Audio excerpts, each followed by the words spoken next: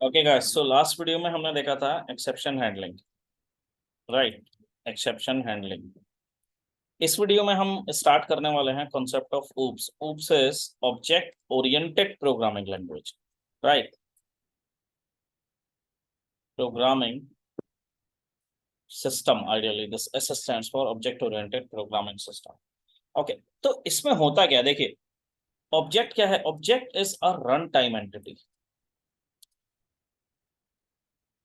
ये run time पे create होती है, टेम्परेरी आपकी। ठीक है, जब तक इसका यूज है तब तक आप इसको लाइक इनिशिएट करो। ओके, इनिशियलाइज करो, राइट। जहां यूज करना है आप इसको यूज करो, और आफ्टर दैट कुछ जगह तो ये गार्बेज कलेक्टर के थ्रू टर्मिनेट हो जाती है, अदरवाइज हमें मैनुअली करनी पड़ती है। ठीक है। अब ऊप्स किस में आता है? देखो, ये कॉन्सेप्ट आता है क्लास के अंदर। क्लास क्या होती है ideally? What is the definition of class? Class is logically can be defined as a data type. Okay, it can be defined as a data type. ठीक है, someone says that this is a blueprint of object, right. बहुत सारी definition है class की। Ideally देखो, आप data type कैसे declare करते हो? Integer a. इसी तरीके से आप क्लास डिक्लेयर करोगे, class A, like this. But class में क्या है? देखो, क्लास को आप तब तक यूज नहीं कर सकते जब तक आप इसको मेमोरी नहीं प्रोवाइड करवा रहे। ठीक है, तो मेमोरी इज रिक्वायर्ड।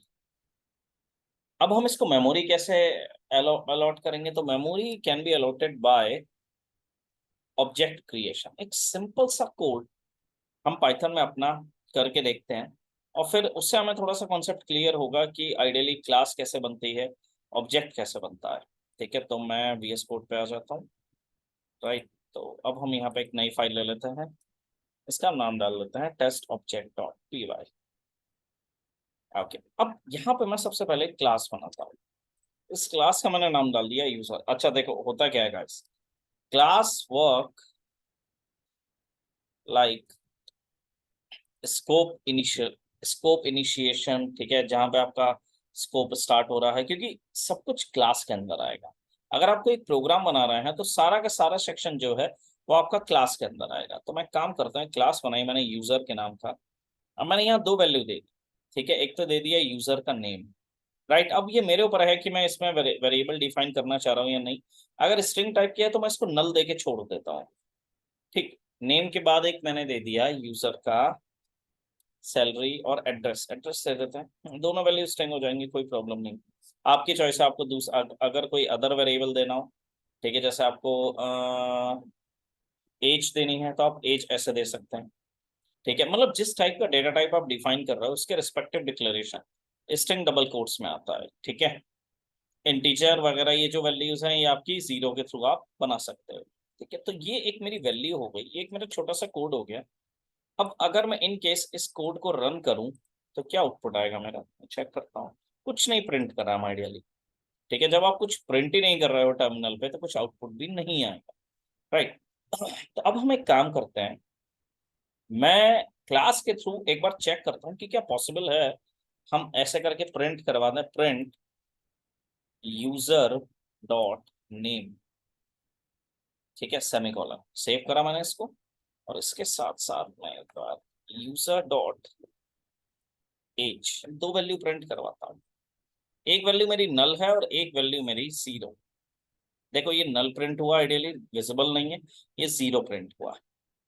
ठीक है, तो इसका मतलब ये एक नॉर्मल वेरिएबल की तरह बिहेव कर रहा है। मैं एक काम करता हूँ, इसको एक वैल्यू दे देता हूँ यूजर, एक सेकेंड, यू कैपिटल है तो user dot name equals to Python, for example semicolon. User dot age equals to for example 20। Save PYTHON, 1 second, spelling should be correct, run python। अब देखो, ये एक as a data type work कर रहा है। ठीक है, हमने क्लास में वेरिएबल लिए और हमने वेरिएबल को वैल्यू क्लास के नाम के थ्रू अलॉट करी, राइट। अगर आप यहाँ पे डायरेक्ट नेम को वैल्यू दोगे, ठीक है, और यहाँ पे आप एज को वैल्यू दोगे।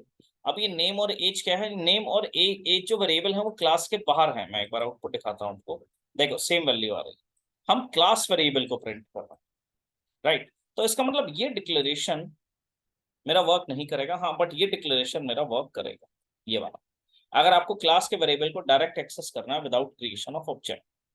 अब मैं थोड़ा सा ऑब्जेक्ट इंट्रोड्यूस करता हूँ। देखो, तो ऑब्जेक्ट हम एक काम करते हैं, हम एक ऑब्जेक्ट बना लेते हैं। देखो, एक अच्छी प्रोग्रामिंग अप्रोच क्या है, क्लास का नाम कैपिटल लेटर से स्टार्ट करो, जैसे मेरा यूजर का यू कैपिटल लेटर से स्टार्ट है, तो मैं इसका ऑब्जेक्ट को जिस तरह से ले लूंगा, यूजर यूजर। अब यहाँ जो स्मॉल यूजर आया, ये स्मॉल यूजर मेरा ऑब्जेक्ट आया, ठीक है। अब मैं क्या करूंगा, यूजर डॉट नेम, सेम चीज, Python, right, and user dot age equals to 20। Okay, print कर देते हैं, प्रिंट यूजर डॉट नेम, एक ही वैल्यू प्रिंट करके देखते हैं। अब देखो, ये जो यूजर है ये स्मॉल है, इसका मतलब ये मेरी ऑब्जेक्ट वैल्यू। देखो, मैंने इसको सेलेक्ट करा, ये सेक्शन सेलेक्ट हो गया। ये जो है मेरा, ये ऑब्जेक्ट क्रिएट हो रहा है इस रिस्पेक्टिव क्लास का। मैं एक बार इसको रन करके दिखाता हूँ आपको। रन पाइथन, पाइथन बहुत सिंपल है गाइस। देखो, पाइथन मेरा प्रिंट होके यहाँ पे आ गया, जो मैंने, क्योंकि मैं केवल नेम प्रिंट कर रहा हूँ। आप नेक्स्ट वैल्यू प्रिंट कर दोगे, आपकी नेक्स्ट वैल्यू भी आ जाएगी, ठीक है। तो ये एक बेसिक डिक्लेरेशन है क्लास का, राइट। अब होता क्या है, देखो, पाइथन में बहुत सारी चीजें होती हैं। अगर आप उसके बेसिक कॉन्सेप्ट समझो तो क्या होते हैं, लाइक उसके जो कॉन्सेप्ट्स होते हैं, उसमें आता है इनहेरिटेंस, ठीक है, encapsulation, polymorphism and abstraction somehow, ठीक है। तीन चीजें हम इम्प्लीमेंट करके देखेंगे। तो इनहेरिटेंस क्या होता है, पहला हम इनहेरिटेंस इम्प्लीमेंट करते हैं। इनहेरिटेंस, इनहेरिटेंस का मतलब क्या है, that a subclass can extract the feature of superclass. Subclass can extract or extends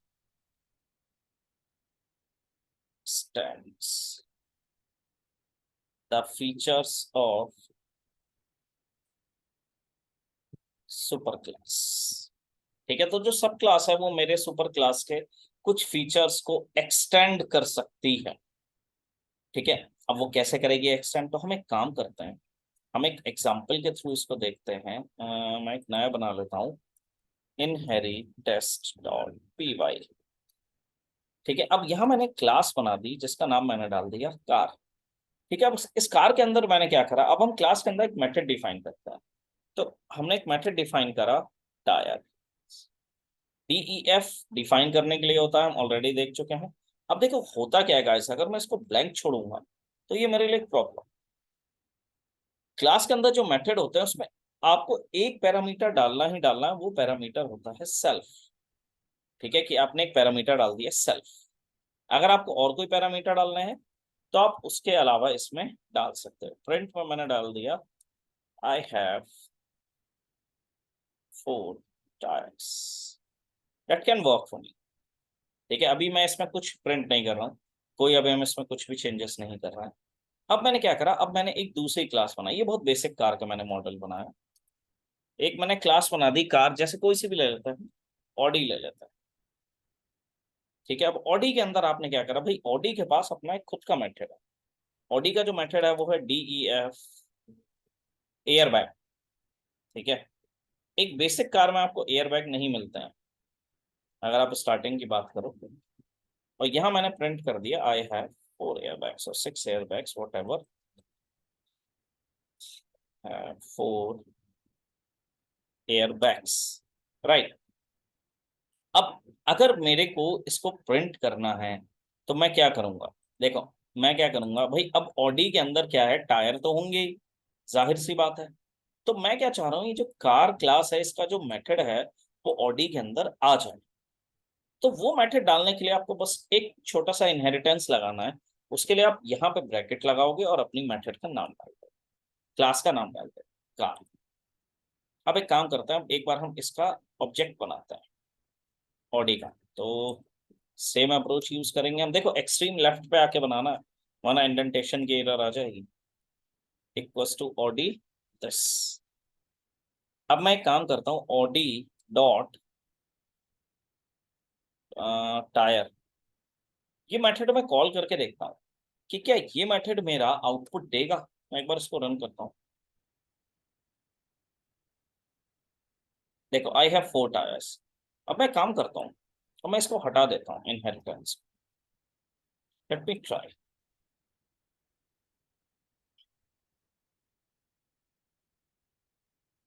देखो क्या आ गया, Audi instance has no attribute tyre.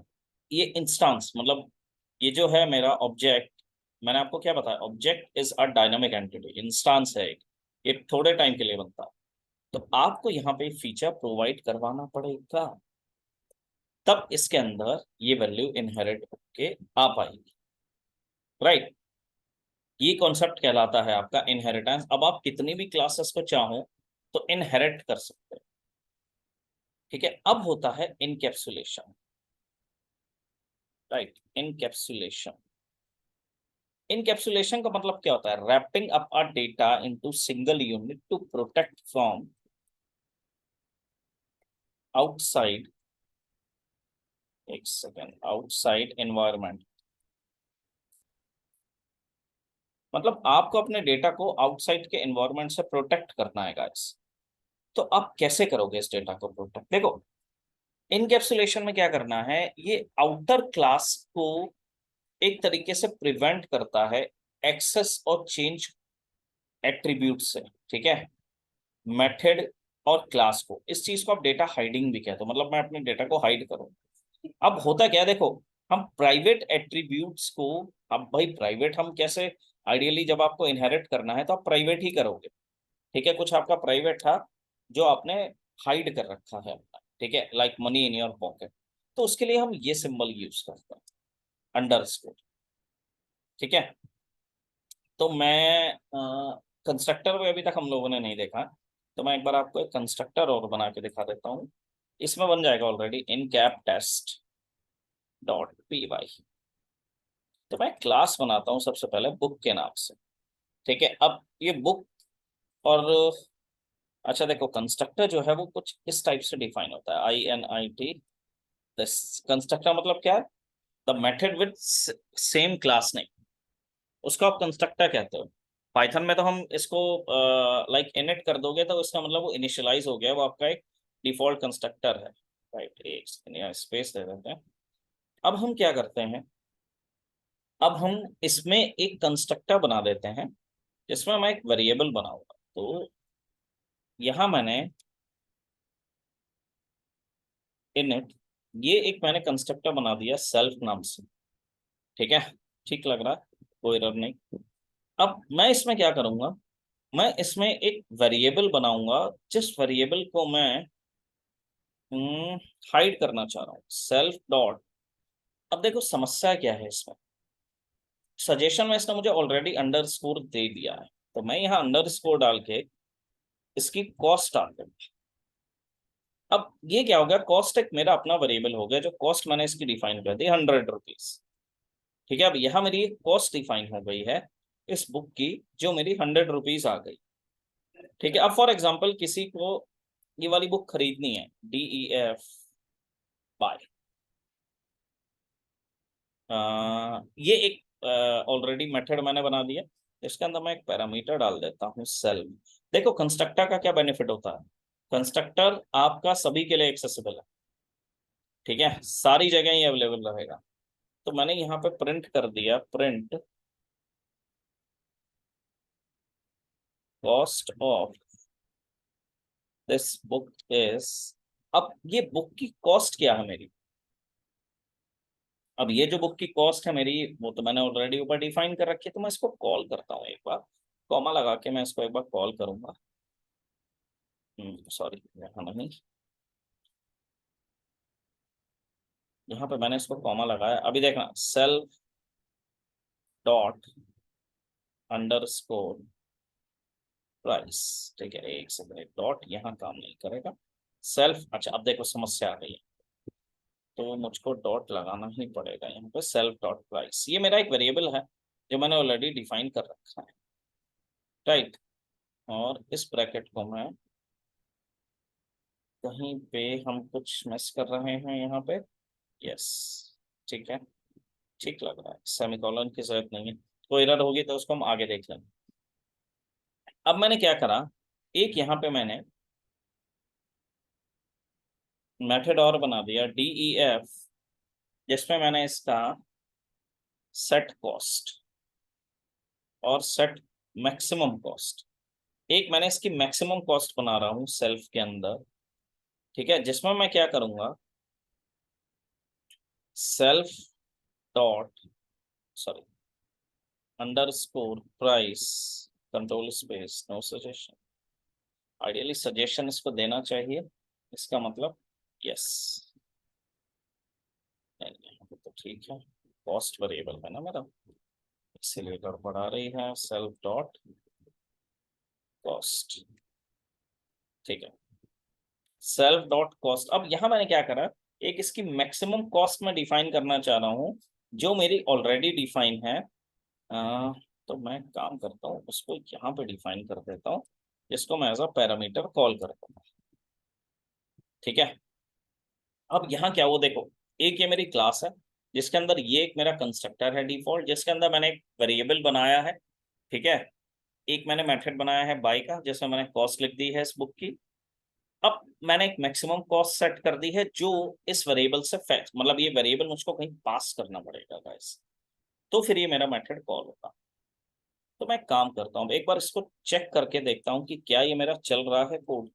तो मैंने क्या करा, बुक इक्वल्स टू बुक, ये मैंने कॉल करा। अब मैं पहला मेथड कॉल करता हूँ, सॉरी, बुक डॉट बाय, चलो ठीक है। बाय एक मेरा डिफॉल्ट मेथड है, मैं ट्राई करता हूँ इसको कॉल करने की, कि क्या ये मेरा कुछ वैल्यू दे रहा है। मैं एक बार इसको रन करके देखता हूँ। देखो, cost of this book is 100, ठीक लग रहा यहाँ तक। अब मैं क्या करता हूँ, अब मैं इसकी कॉस्ट में कुछ चेंज करने का ट्राई करता हूँ, ठीक है। तो मैं करता हूँ यहाँ book dot underscore cost equals to 200, अभी तक मेरी 100 है, ठीक है। अब मैं दोबारा से इस मेथड को कॉल करता हूँ, बस मेथड कॉलिंग समझना है। सेव करा मैंने, अब इसको मैं दोबारा से रन करता हूँ, रन पाइथन फाइल।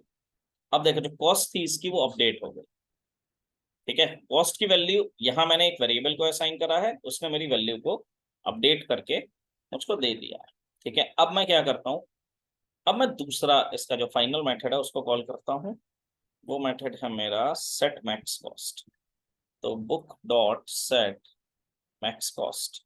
अब देखो यहाँ गाइस पैरामीटर, यहाँ मैंने कॉस्ट का पैरामीटर बना रखा है। अब ये कॉस्ट मैंने इसकी डाल दी 300।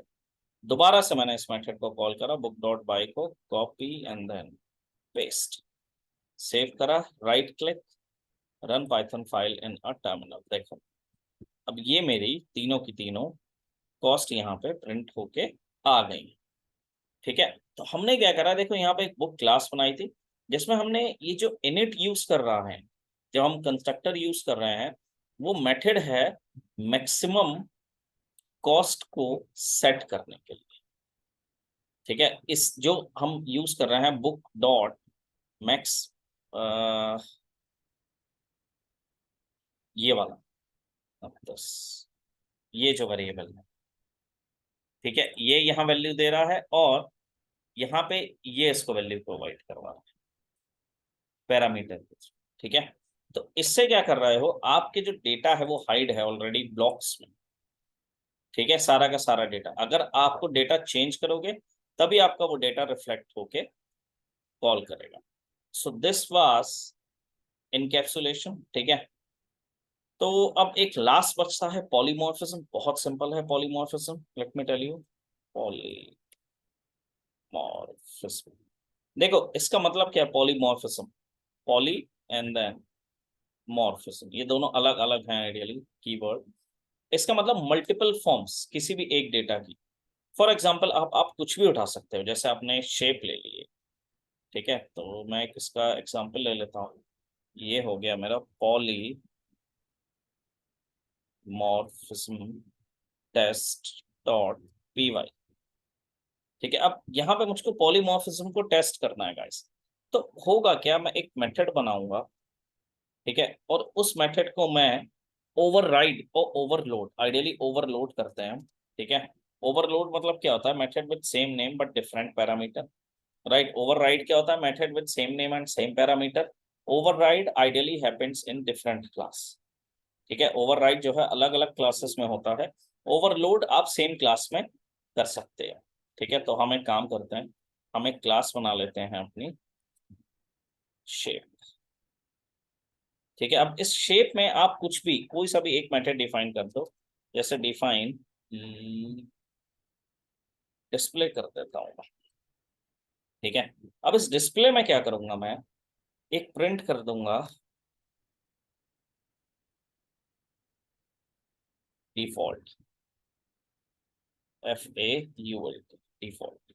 प्रिंट एफ नहीं, प्रिंट, सॉरी, प्रिंट। एक हम इसमें पैरामीटर पास कर देते हैं सेल्फ का, क्योंकि ये मेरी एक क्लास है।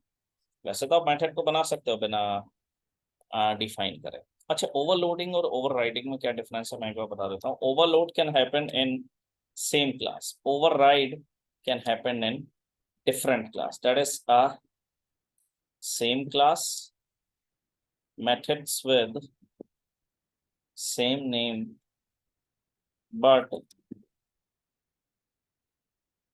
different parameters। पैरामीटर्स वो होते हैं जो आप ब्लॉक के अंदर फायर करते हो। ठीक है, इसी डेफिनेशन को मैं कॉपी करके नीचे लिख देता हूँ। क्लास यहाँ पे आपकी हो जाएंगी different, method with same name and same parameter. ठीक है, तो ये हो गया हमारा ओवरराइडिंग। तो देखो, अगर ओवरराइडिंग हो गया तो ओवरलोड तो बहुत सिंपल रहता है। ओके, तो अब हम क्या करते हैं, अब हम क्लास शेप में अब हम बना लेते हैं अपना सर्कल। अब देखो सर्कल में क्या है गाइस, एक सेकेंड, ओवरराइड जो है आपका that can happen with expanse, मतलब आपको यहाँ इनहेरिटेंस लगाना पड़ेगा ओवरराइड। तो अगर मुझे यहाँ इनहेरिटेंस लगाना है सर्किल में, तो मुझे यहाँ पे शेप, क्योंकि सी सर्किल एक तरीके से शेप ही है। अब मैं काम करता हूँ, इसको कॉपी कर लेता हूँ, इतना सेक्शन ये मेरे यूज आने वाला है आगे भी। एक सेकंड, जब डिफ की बॉडी है वो यहाँ आएगी, प्रिंट इसके अंदर आ जाएगा। देखो मेथड जो है मेरा सेम जा रहा है, बस यहाँ पे मैं प्रिंट कर दूंगा सर्किल, सर्किल। अब आप चाहो तो दूसरी भी कोई एक शेप उठा के इस पे वर्क करके कर सकते हो, बट ये बहुत है हमारे लिए, दो शेप। ठीक है, तो अब हम एक काम करते हैं, हम्म, हम इसको, चलो एक और बना लेते हैं, क्लास सर्किल रेक्ट। अब ये रेक्टेंगल है, अब देखो रेक्टेंगल किसको कॉल करेगा, रेक्टेंगल फॉर एग्जांपल ऊपर वाली क्लास को ही कॉल कर रहा है। चलो मैं सर्किल को ही कॉल करवा देता हूँ,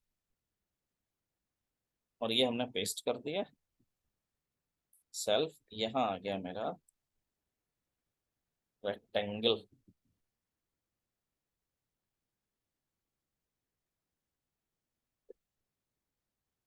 ठीक है, अब हम एक काम करते हैं, देखो हम किसी भी एक क्लास का ऑब्जेक्ट बना के चेक करते हैं कि क्या आउटपुट आ रहा है हमारे पास। तो हम एक काम करते हैं, सर्किल का ऑब्जेक्ट बनाते हैं, circle not capital, small, equals to circle, यहाँ कैपिटल आ जाएगा। अब मैं मेथड कॉल कर दूंगा सर्किल डॉट डिस्प्ले, सेव। ठीक है, रन करते हैं कोड को, run Python file as a terminal. अब देखो इसने सर्किल दे दिया, मेथड सेम है, राइट। तो ये ओवरराइड हो रहा है। अब मैंने क्या करा, rect equals to rect, sorry, this, and then rect dot display semicolon, right click, run python file in terminal। अब देखो रेक्टेंगल, ये मेथड देखो सेम मेथड कॉल हो रहा है, बट ये मेथड सारे के सारे आपके ओवरराइड हो, राइट। तो ये था आपका object oriented programming in Python, जहां हमारे पास 4 पॉइंट होते हैं, आइडियली 3 होते हैं। ठीक है, इनहेरिटेंस, इनकैप्सुलेशन और पॉलीमॉर्फिज्म।